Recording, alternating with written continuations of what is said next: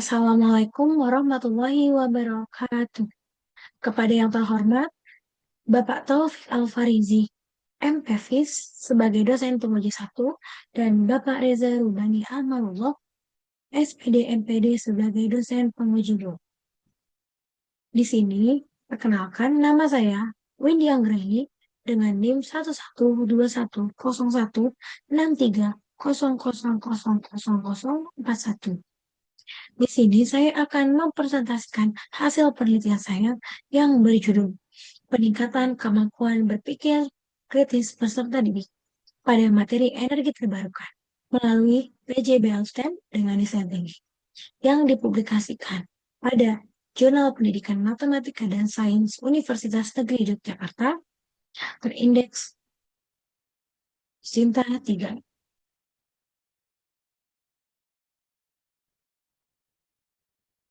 Pokok pembahasan yang akan dibahas yaitu yang pertama ada abstrak, yang kedua pendahuluan, yang ketiga metode, yang keempat hasil dan pembahasan, dan yang kelima kesimpulan.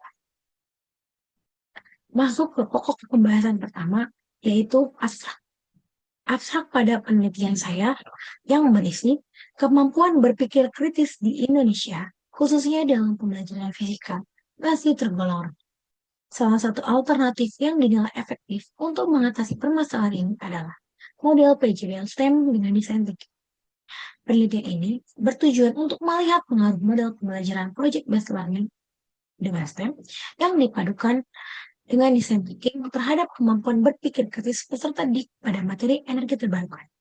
Metode yang digunakan adalah kuasi eksperimental dengan desain penelitian dan equivalent control group design.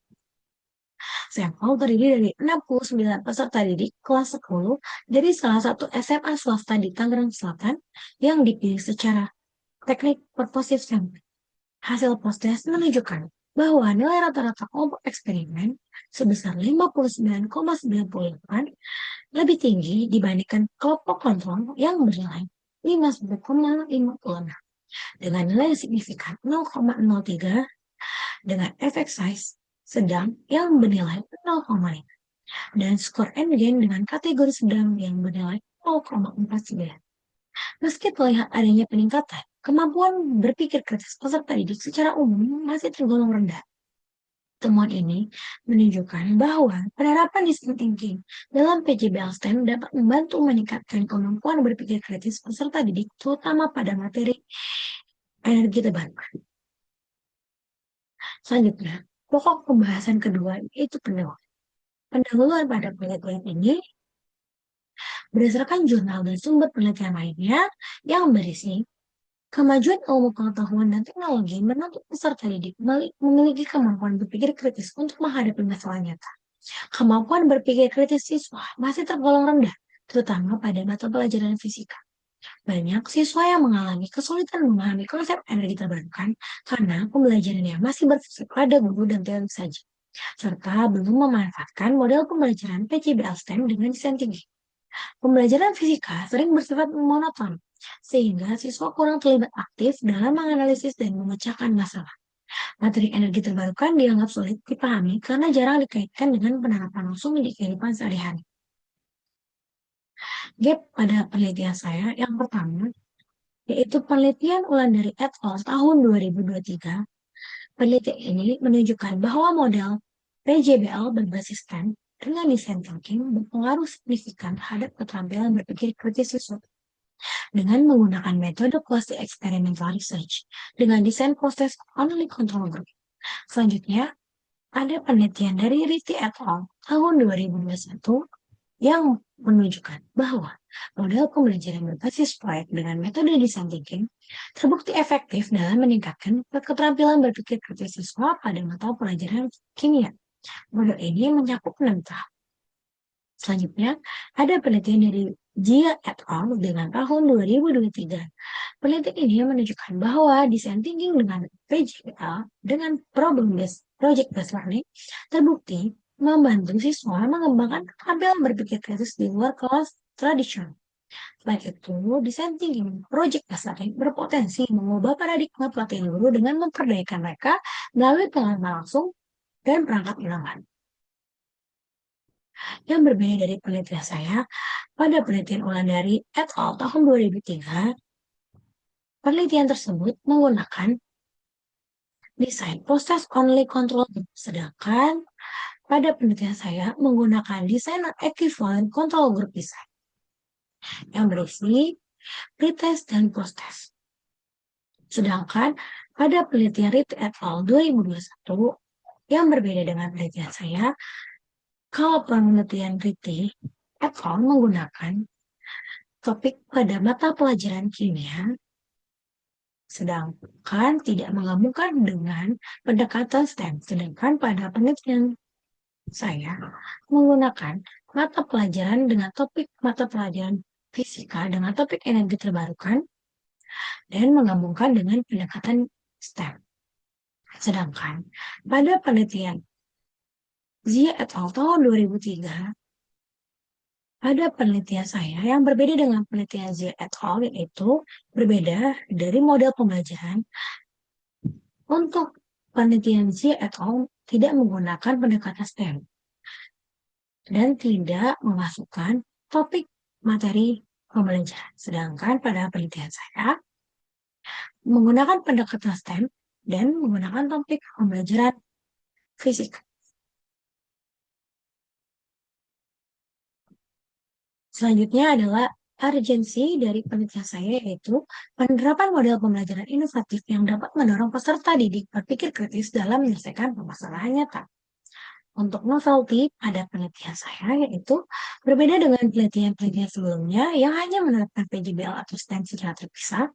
Penelitian ini menawarkan kebaruan berupa integrasi model project learning atau PJBL dengan STEM dengan pendekatan desain secara komprehensif. Tujuan dari penelitian saya yaitu untuk mengkaji potensi model PJBL STEM dengan design thinking dalam meningkatkan kemampuan berpikir kritis peserta didik pada pembelajaran yang kita terbarukan. Penelitian ini juga mengeksplorasi bagaimana pengaruh penerapan PJBL STEM dengan design thinking terhadap peningkatan kemampuan berpikir kritis peserta didik pada materi yang kita terbarukan. Selanjutnya, pokok pembahasan ketiga yaitu metode. Metode yang digunakan pada penelitian ini adalah metode kuantitatif dengan desain penelitian yang digunakan yaitu quasi experimental design dengan jenis desain non-equivalent control group design, yang dimana desain ini sudah ditentukan dari sekolahnya dan tidak dipilih secara acak. Selanjutnya, populasi pada penelitian ini adalah peserta didik kelas 10 yang berjumlah 258 peserta didik. Dengan sampel dalam penelitian ini berjumlah 69 peserta didik dengan 32 orang sebagai kelompok kontrol dan 37 orang sebagai kelompok eksperimen. Tahapan pembelajaran PJBL STEM dengan desain thinking. Yang pada pertemuan pertama, siswa mengidentifikasi permasalahan nyata yang berkaitan dengan energi terbarukan, yang berkaitan dengan tahapan PJBL STEM, yaitu reflection dengan design thinking, dengan tahapan empati, define, dan idea. Selanjutnya, pada pertemuan pertama, juga melakukan siswa mencari dan mengumpulkan berbagai teori serta informasi pendukung dari beragam sumber dengan sumber utama berupa buku fisika kelas 10 kurikulum merdeka. Selanjutnya, mereka mengembangkan ide solusi secara mendetail, termasuk penjelasan lengkap, contoh penerapan, serta alasan ilmiah untuk setiap ide yang disampaikan terkait energi terbarukan, yaitu PLTA. Tahapan tersebut masuk dalam tahapan PJBL STEM, yaitu research dengan design thinking, define, dan idea. Selanjutnya, pada pertemuan kedua, siswa melakukan proses rekayasa untuk menghasilkan sebanyak mungkin ide solusi dari temuan mereka, termasuk ide-ide unik dan mewujudkan proyek mereka. Tahapan tersebut masuk ke tahapan PJBL STEM, yaitu discovery dengan design thinking, tahapan idea. Selanjutnya, pada pertemuan ketiga, yaitu siswa merealisasikan ide-ide mereka dalam bentuk proyek dengan membuat prototipe sederhana berdasarkan ide masing-masing kelompok. Setiap kelompok menyiapkan alat tambahan serta langkah-langkah pembuatan yang dirancang secara mandiri sesuai ide kelompoknya dan mampu menjelaskan alasan pemilihan bahan dan alat yang digunakan, serta menguji proyek yang telah mereka buat. Selanjutnya, siswa menganalisis kekurangan dari produk mereka dan melakukan proses redesign untuk menghasilkan produk yang lebih optimal. Tahapan tersebut masuk ke tahapan PJBL STEM, yaitu application, dengan desain thinking, prototype, dan test. Selanjutnya, pada pertemuan terakhir, yaitu pertemuan keempat, siswa mempresentasikan hasil uji coba tulis mereka dengan penjelasan rinci mengenai proses, hasil, serta alasan dibalik pemilihan desain yang mereka buat, dan bersikap terbuka terhadap masukan untuk mempertimbangkan dan mengevaluasi berbagai alternatif perbaikan. Tahapan tersebut masuk ke dalam tahapan PJBL STEM, yaitu communication.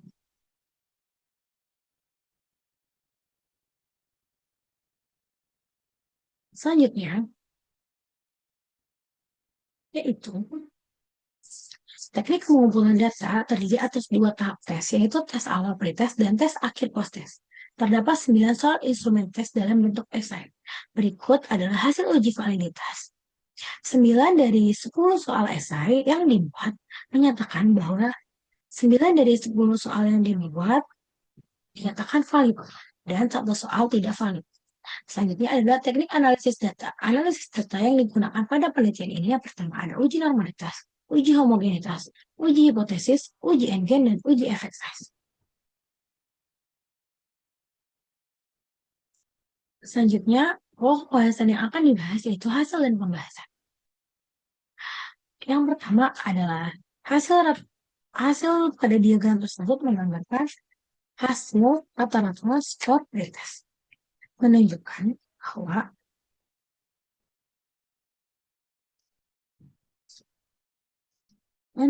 bahwa 2 dari 5 indikator nilai rata-rata pada kelompok eksperimen lebih tinggi dibandingkan dengan kelompok kontrol. Kedua indikator tersebut adalah kemungkinan dan ketidakpastian analisis, serta pemecah masalah dan pengambilan keputusan. Sementara itu, 3 dari 5 indikator menunjukkan nilai rata-rata yang lebih tinggi pada kelompok kontrol dibandingkan dengan kelompok eksperimen. Ketiga indikator tersebut adalah penalaran, pengujian hipotesis, dan analisis argumen. Selanjutnya, ada diagram hasil rata-rata skor post-test yang menunjukkan bahwa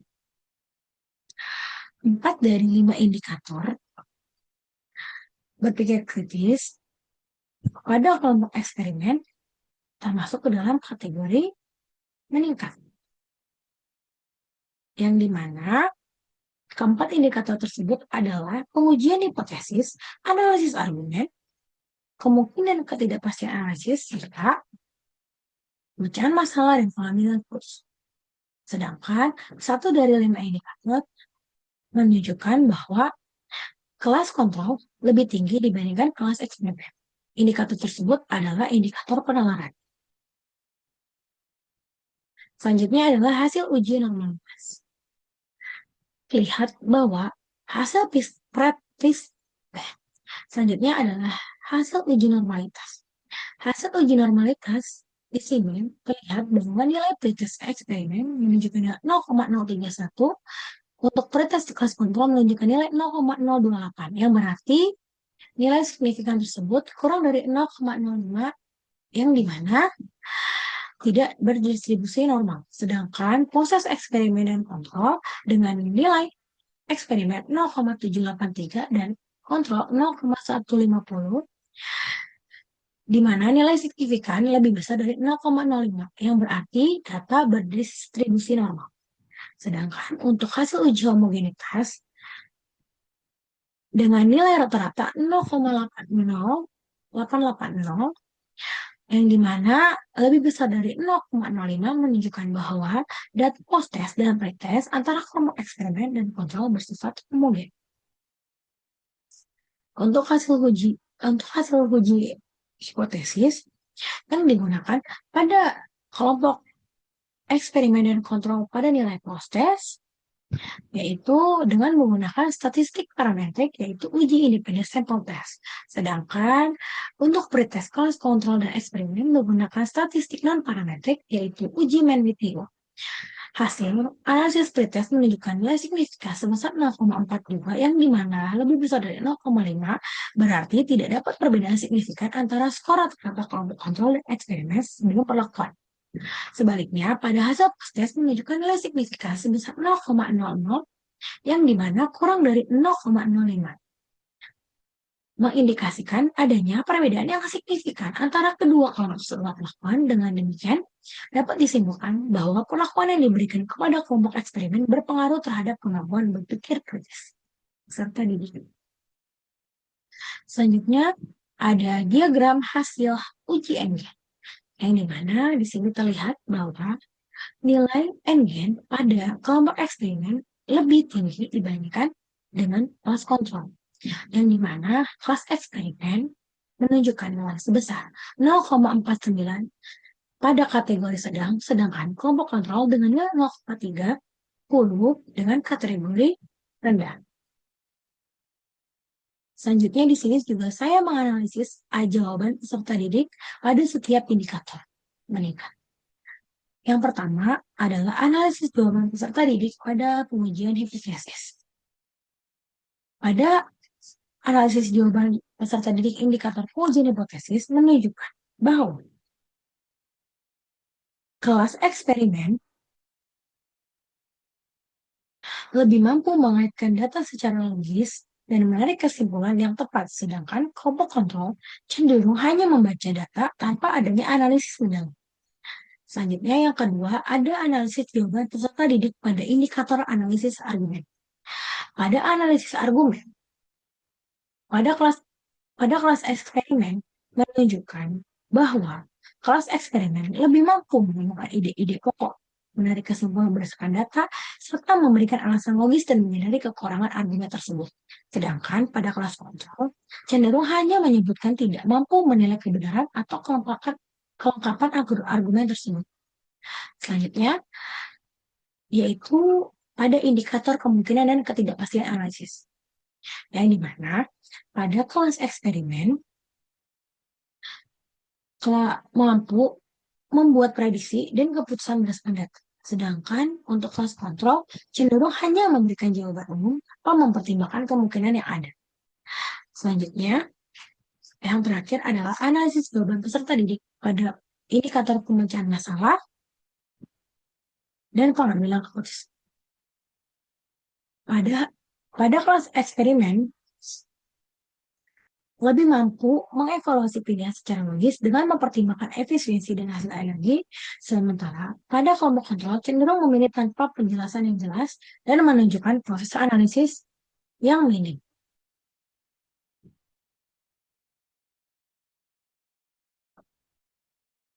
Di sini terdapat hasil proyek kelas eksperimen.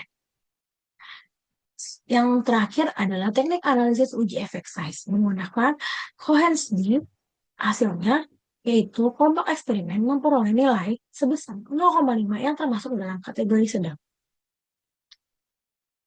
Masuk ke dalam pokok pembahasan, yang dimana penelitian dimulai dengan pretest untuk mengetahui kemampuan awal berpikir kritis peserta didik. Selanjutnya, kelompok eksperimen diberikan perlakuan menggunakan PJBL-STEM dengan desain thinking melalui tahapan inverti, define, ideate, prototype, and test. Kelompok kontrol menggunakan model PBL tanpa desain thinking. Selanjutnya, setelah perlakuan diberikan post-test untuk melihat peningkatan kemampuan berpikir kritis. Pembahasan selanjutnya yaitu membahas tentang pengukuran kemampuan berpikir kritis, yang dimana kelompok eksperimen menunjukkan rata-rata post-test 59,98 lebih tinggi dibanding kelas kontrol dengan nilai 51,5. Selanjutnya, nilai NGen kelompok eksperimen dikategorikan sedang dengan nilai 0,49, sedangkan kelompok kontrol dikategorikan rendah dengan nilai 0,30, yang dimana menunjukkan efektivitas model PJBL-STEM dengan desain thinking. Selanjutnya, terdapat perbedaan signifikan dengan nilai 0,03 dan efek size sebesar 0,5 yang dimana terbukti bahwa berpengaruh terhadap kemampuan berpikir kritis peserta didik. Pembahasan selanjutnya yaitu pembahasan terkait indikator yang meningkat. Pada penelitian ini, indikator yang meningkat, yaitu pengujian hipotesis, analisis argumen, kemungkinan dan tidak analisis, serta pemecahan masalah. Ya, di mana sejalan dengan temuan Pratomo et al. Pada tahun 2021 yang menunjukkan bahwa indikator tersebut disebabkan adanya tahap prototype dan tes dalam desain thinking yang melatih peserta didik dalam menguji solusi, menganalisis risiko, dan merevisi desain. Sedangkan pada kelompok penalaran justru lebih rendah pada kelompok eksperimen. Hal tersebut sejalan dengan penelitian Devi et al. Pada tahun 2018 yang menunjukkan bahwa siswa lebih fokus pada aplikasi praktis dan produk sehingga kurang mengevaluasi data secara mendalam dan detail analitis. Selanjutnya adalah kelebihan pada penelitian ini yaitu membiasakan siswa untuk berpikir kritis, kreatif, dan kolaboratif. Serta yang kedua itu memberikan pengalaman belajar yang kontekstual dan bermakna terutama pada materi energi terbarukan yaitu energi air. Keterbatasan pada penelitian ini yaitu membutuhkan waktu lebih lama dan mempersiapkan alat yang memadai serta topik energi terbarukan hanya fokus pada materi energi air. Pokok pembahasan yang terakhir yaitu membahas kesimpulan. Kesimpulan pada penelitian ini yaitu model pembelajaran PJBL STEM dengan desain thinking berpengaruh terhadap kemampuan berpikir kritis peserta didik pada materi energi terbarukan. Yang dibuktikan melalui uji independen sample test dengan nilai 0,03 dan effect size sebesar 0,5 dengan kategori sedang. Peningkatan kemampuan berpikir kritis di kelompok eksperimen juga lebih tinggi dibandingkan kelompok itu. Ditunjukkan oleh nilai NG sebesar 0,49 yang artinya kategori sedang dan 0,3 dengan kategori rendah. Model ini mendorong peserta didik berpikir kritis melalui kegiatan merancang dan menguji solusi nyata, menjadikan pembelajaran lebih kontekstual dan bermakna. Oleh karena itu, pendekatan ini dapat menjadi strategi efektif dan perlu dikaji lebih lanjut dalam pembelajaran fisika. Sekian dan terima kasih. Jika ada kekurangan pada presentasi hasil penelitian saya, mohon dimaafkan. Wabillahi taufiq wal hidayah. Wassalamualaikum warahmatullahi wabarakatuh.